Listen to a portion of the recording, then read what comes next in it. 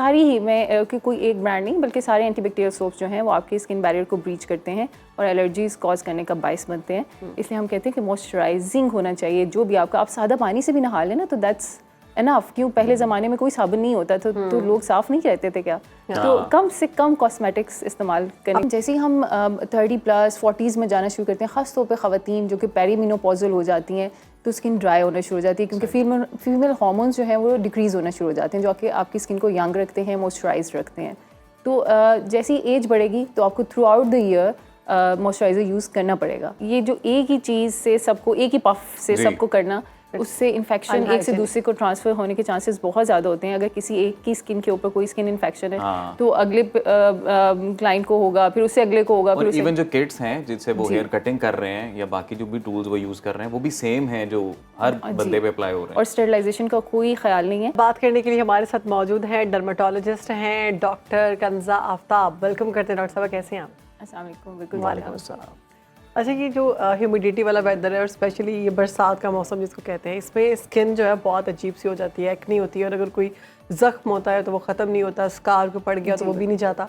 तो उसके लिए हमें क्या करना चाहिए? सबसे पहले तो हमें ऐसे मौसम में अपनी स्किन को कैसे बेहतर रखना है? अच्छा, सबसे पहले तो ह्यूमिडिटी के बढ़ने की वजह से ना, जैसे अभी अजीम ने बात की कि बैक्टीरियल ग्रोथ बढ़ जाती है। वैसे तो हमारी स्किन के ऊपर नॉर्मल फ्लोरा होता है, बैक्टीरियाज होते हैं जो हमारे लिए बड़े बेनिफिशियल हैं, लेकिन जैसे ही नमी वाला मौसम आता है तो उनकी अफजाइश बढ़ जाती है। तो अगर आपको हल्की सी भी चोट लगेगी, हल्की सी भी खराश आएगी तो एक बहुत बड़ा इन्फेक्शन स्किन पे कॉज कर देंगे। इसीलिए एक्नी के ब्रेकआउट्स बहुत बढ़ जाते हैं। तो रिंग वार्म्स जैसे फंगल इन्फेक्शंस हैं, ऐसी जगह जहाँ पे छुपी हुई जगह हैं और हवा का गुजर नहीं होता, जैसे बगलें होती हैं या बिकनी लाइंस हैं, तो इनमें इंटरट्राइगो या फंगल इन्फेक्शंस बहुत ज़्यादा बढ़ जाते हैं। तो सबसे पहले तो इस बात का ख्याल रखना चाहिए कि अपनी हाइजीन को मेंटेन रखें। दिन में कम से कम 2 दफ़ा शावर ज़रूर लें, आप ऑफिस जाने से पहले और ऑफिस से आने के बाद दोबारा शावर लें। और दूसरे कि अच्छी तरह से अपने जिस्म को ड्राई करके फिर कपड़े पहने। अगर उन अक्लूडेड एरियाज़ में नमी रह गई और ह्यूमिडिटी रह गई तो वहाँ पे फंगल ग्रोथ लाजमी होगी। एक तो इस बात का ख्याल रखें। दूसरा ये कि अक्सर मैं बताती हूँ कि आजकल के मौसम में ख़ास तौर पे आपको टोनर की बहुत सख्त ज़रूरत होती है। टोनर लाजमी इस्तेमाल करें, अर्के गुलाब का इस्तेमाल करें, बेस्ट टोनर है, ऑर्गेनिक है, कोई रिएक्शन नहीं करता, कोई एलर्जीज़ नहीं करता, क्योंकि आजकल के मौसम में एलर्जीज़ भी बहुत ज़्यादा कॉमन हो गई हैं। ऐसा होता है कि पहले आप लगा रहे होते हो वही सनस्क्रीन, वही कॉस्मेटिक्स यूज़ कर रहे होते हो, लेकिन जैसे ही ये वाला सीज़न आता है तो आप उसी चीज़ से आपको एलर्जी हो जाती है जो कि आप इतने अरसे से यूज़ कर रहे होते हो। उसकी वजह क्या है कि आपका स्किन बैरियर जो है ना इस मौसम में थोड़ा सा ब्रेक होना शुरू हो जाता है। तो आपने ख़ास तौर पर एक अच्छा सा लाइट वेट मॉइस्चराइज़र ज़रूर रखना है जो कि आपको बहुत ज़्यादा एक्लूसिव भी ना हो और बहुत ज़्यादा पसीना भी ना आए आपको लगाने से। एक लाइट वेट सा मॉइस्चराइज़र हो और बेटर ये है कि सनस्क्रीन की फॉर्म में हो तो बहुत अच्छी बात है। सनस्क्रीन हम कौन से यूज़ कर सकते हैं? जी, सनस्क्रीन हमेशा अपनी स्किन की टाइप के अकॉर्डिंगली इस्तेमाल करनी चाहिए। अगर आपकी ऑयली स्किन है या एक्नी बहुत ज़्यादा होती है तो gel based sun block, gel based का ये मतलब है कि जो ट्रांसपेरेंट होती है बिल्कुल। तो उससे क्या होगा कि आपके ब्रेकआउट्स नहीं आएंगे। अगर आप ऑयली स्किन के ऊपर क्रीम बेस्ड सनस्क्रीन यूज़ करेंगे तो उससे पोर्स ब्लॉक होना शुरू हो जाएंगे और ब्रेकआउट होगा, एक्नी के दाने बनना शुरू हो जाएंगे। लेकिन अगर आपकी ड्राई स्किन है तो फिर आप cream based sun block use करेंगे। अच्छा डॉक्टर साहबा, कुछ लोग ये भी बोलते हैं कि जो मॉइस्चराइजर हैं वो तो थ्रू आउट द ईयर आप यूज़ करें, ये नहीं कि सिर्फ आप विंटर्स में यूज़ करें।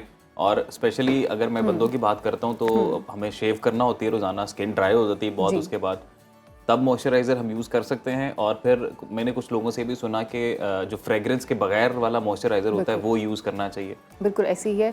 अच्छा अजीम, इसमें एज वाइज बहुत ज़्यादा डिफरेंस है। लाइक अगर आप 20s में हैं तो इतनी गर्मी में आपको मॉइस्चराइज़र लगाने की बिल्कुल भी ज़रूरत नहीं है। आप एक अच्छे से सनस्क्रीन लें, वही आपका मॉइस्चराइज़र का काम करेगा।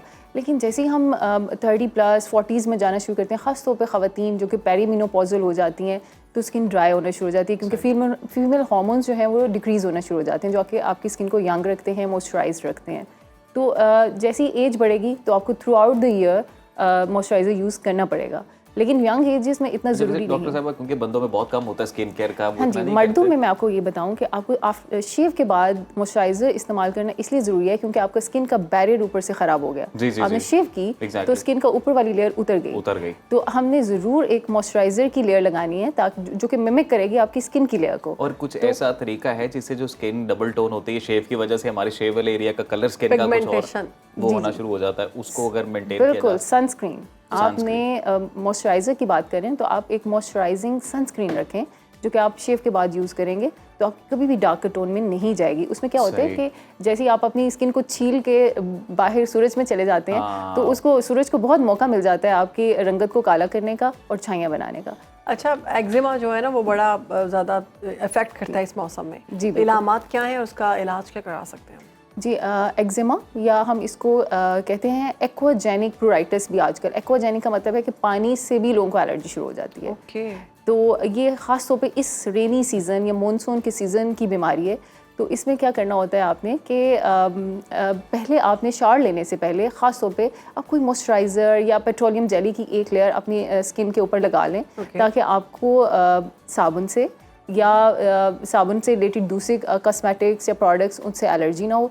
दूसरी बात, मैंने बहुत देखा पेशेंट को, आई डोंट नो मुझे वो नाम लेना चाहिए कि नहीं, एक एंटीसेप्टिक होता है, बहुत कॉमनली अवेलेबल है और उसको भर के अपनी पानी में डाल के और उसको उनको लगता है कि इससे हमारी इचिंग ख़त्म हो जाएगी और उससे इचिंग बढ़ जाती है क्योंकि वो भी प्रोरेटिक है, वो भी एलर्जीज कॉज करता है क्योंकि इतना एसिडिक मटेरियल है वो। अगर आप उसको बगैर पानी में मिक्स किए लगाएं तो आपकी स्किन बर्न हो जाती है। लेकिन उसके सोप भी तो आते हैं, लोग सोप भी स्पेशल यूज करते हैं। तो अगेन आप समझ गए हैं बिल्कुल कि मैं किस चीज़ की बात कर रही हूँ। तो सारे एंटीबैक्टीरियल सोप्स जो हैं वो खास तौर पे, क्योंकि वो सबके घरों में पाए जाते हैं और सबके साथ ये हुआ है। मेरे तो भाई ने एक दफ़ा उसको डायरेक्ट अप्लाई कर लिया था एक्ने के ऊपर, तो उसकी स्किन बर्न हो गई थी पूरी। तो ये सारी ही, मैं कि कोई एक ब्रांड नहीं बल्कि सारे एंटीबैक्टीरियल सोप्स जो हैं वो आपकी स्किन बैरियर को ब्रीच करते हैं और एलर्जीज कॉज करने का बायस बनते हैं।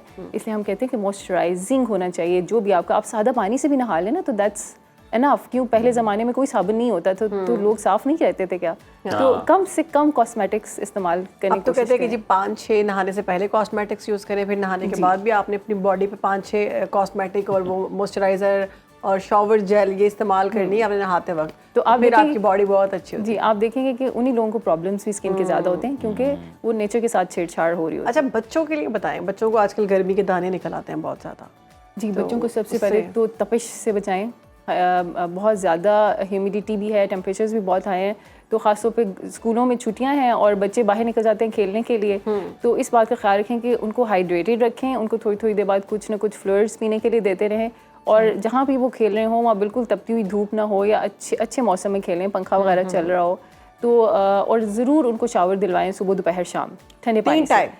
3 टाइम दिलवाएं क्योंकि गर्मी जितनी ज़्यादा होगी उतने गर्मी दाने बनेंगे। अच्छा डॉक्टर साहब, अब ठंडे पानी का आपने जिक्र किया, तो ठंडे पानी से शावर लेना चाहिए गर्मियों में? तो डेफिनेटली लेना चाहिए। अच्छा, ये जो हमारा नॉर्मल टैप वाटर आता है उसकी बात तो बहुत गर्म आता है नहीं, मतलब उसको ठंडा करें बर्फ डाल के। हाँ, आजकल मैंने देखा कोई इंसुलेशन भी चल रही है वाटर टैंक्स की, तो कुछ इंसुलेशन करा लें। नॉर्मल पानी होना चाहिए या गर्मियों में कम से कम ठंडा पानी होना चाहिए, ठंडे पानी से नहाना चाहिए। बल्कि हम तो एज ए डर्मेटोलॉजिस्ट हम सर्दियों में भी ठंडा पानी रेकमेंड करते हैं क्योंकि आपको पता है कि सेलिब्रिटीज़ जो हैं वो बर्फ वाले बोल्स के अंदर फेस तो उससे आप देखिए कितनी लिफ्ट आती है फेस के अंदर, पूरी स्किन के लिए। मैं खुद करती हूँ जब बहुत ज़्यादा थकावट हो जाए ना तो आप थोड़ी देर के लिए वो करें, बहुत अच्छा एग्जैक्टली। और नींद बहुत सुकून की आती है। अगर आपको नींद नहीं आ रही ना गर्मियों में तो ये ठंडा पानी वाला जो है, मतलब इसको करते हैं कि आप मुंह इसके अंदर डालें, फिर अगर ज़्यादा देर नहीं रहना तो 2-3 दफ़ा कर लें, उसके बाद आपको अपना फेस इतना अच्छा मतलब मेरा किताब वाला फार्मूला नहीं चलेगा? किताब वाला फार्मूला अभी भी पहले नंबर पे है। मैं बता रही हूँ, मैंने कल खोली किताब और मुझे नींद आ गई, फिर सो गई किताब। अच्छा, हमेशा पहले नंबर पे रहेगा। बहुत ज़्यादा वो पाउडर्स आ गए मार्केट में, वो पाउडर यूज़ करें तो आपके दाने ख़त्म हो जाएंगे और सर के अंदर भी दाने हो जाते हैं बच्चों को, बड़ों को। कहते हैं ये पाउडर ही लगाएं, तो ये ठीक है, मैं नाम नहीं लूँगी। अच्छा, अब गर्मी दाने की बात कर रही हैं, पाउडर। अच्छा, वो असल में उसमें ऐसा मटेरियल होता है जो जैसे आप समझे मेंथोल एकदम से ठंडक का एहसास देता है, लेकिन ये कोई मतलब तरीका इलाज नहीं है। इस मतलब आपने अच्छे टेम्परेचर्स में वक्ती तौर पर आपको एक ठंडक का एहसास होगा, लेकिन उससे बहुत बेहतर है कि आप ठंडे पानी से शावर ले लें और अपना टेम्परेचर्स मेंटेन रखें, तो गर्मी दाने नहीं होते। हमारे तो यहाँ पे डॉक्टर साहब बड़ा एक आम ट्रेंड है, रिवाज है, जितने भी सैलून्स हैं अब तो खैर बड़ा मॉडर्न हो गया है, लेकिन मोस्ट ऑफ द टाइम अगर देसी जहाँ पे दुकानें बनी हुई नाई की दुकान जैसे कह लें वहाँ जाएं तो वो शेव करते कटिंग करते ही वो पाउडर वाला वो लगाते हैं। वो सबको एक लगा, सबको एक ही लगाई जाते हैं। पाउडर का एक पफ बना हुआ है, बस सबको ऐसे ऐसे से एक लगा के उसके बाद। सैलून में भी ऐसे ही होता है, लेकिन मेरे ख्याल में कि वो ये जो एक ही चीज़ से सबको एक ही पफ से सबको करना उससे इन्फेक्शन एक से दूसरे को ट्रांसफ़र होने के चांसेस बहुत ज़्यादा होते हैं। अगर किसी एक की स्किन के ऊपर कोई स्किन इन्फेक्शन है तो अगले क्लाइंट को होगा, फिर उससे अगले को होगा, फिर इवन जो किट्स हैं जिनसे वो हेयर कटिंग कर रहे हैं या बाकी जो भी टूल्स वो यूज़ कर रहे हैं वो भी सेम है जो हर बंदे पे अप्लाई हो रहे हैं। और स्टरलाइजेशन का कोई ख्याल नहीं है। अभी पिछले दिनों एक रिसर्च आई थी, आज से 5 साल पहले, जब मैं स्पेशलाइजेशन कर रही थी, तो उसमें बताया गया था कि पाकिस्तान में सबसे ज़्यादा हेपेटाइटिस बी और सी फैलाने के जो मकामात हैं वो हजाम की दुकानें ही हैं। तो इसलिए अपनी अगर आपने जाना भी कटिंग के लिए तो अपनी किट अलग रखें। अपनी किट रखें, बिल्कुल अपनी किट अलग रखें और उसी से कटिंग कराएं। और ये रैशेस होते हैं इसी मौसम में, वो भी सबसे ज़्यादा होते हैं। जी, रैशेस उनको ही हम कहते हैं जो इंटरट्राइगो का मतलब है जो आपकी एक्लूसिव जगह हैं, जैसे बगलों के नीचे के एरियाज, तो वहाँ पे हवा का गुजर नहीं होता। तो जैसे मैंने पहले बात की है कि आपने शावर लेने के बाद, नहाने के बाद अच्छी तरह अपने खुश करना है जगहों को और उसके बाद कपड़े पहनने हैं, क्योंकि नमी का तनासुब वैसे ही बहुत ज़्यादा है और अगर पानी रह गया ऐसी एक्लूडेड जगहों पे, बच्चों को डायपर्स में इस मौसम में काफ़ी हो जाते हैं। एग्जैक्टली, उसके लिए भी नैपी फ्री रखें। हम माओं को यही कहते हैं कि जितना अरसा हो सकता है ना, 2-4 घंटे ज़रूर बच्चे को नैपी फ्री रखें। रात को लगा लें सोते हुए और दिन में कोशिश करें कि ना नैपी पहनाई जाए। ठीक है जी। और वैसे आप एज ए डर्माटोलॉजिस्ट जब कहीं जाती हैं, किसी की स्किन अगर ख़राब नज़र आती है तो आप सोचती हैं इसकी स्किन पे ये फार्मूला ऐसे ऐसे ऐसे जी बिल्कुल करना चाहिए, क्योंकि मैं एस्थेटिशियन भी हूँ तो मुझे बिल्कुल नज़र आ जाता है कि यहाँ फिलर लगना है, यहाँ बोटॉक्स लगना है, यहाँ पे लेज़र होना है, तो मुझे तो मेरे चेहरे पे क्या लगना चाहिए बता दूँ? बता दें। आप तो चीन की लाइपोसक्शन कराएं। हाँ, ये सही पकड़ा ना मैंने। बिल्कुल सही पकड़ा आपने। अब बस आप मुझे PR दें, मैं फिर आ रही हूँ। ठीक है, आप आज ही आ जाए, ऑन एयर ही करवा रही हूँ मैं सारा कुछ।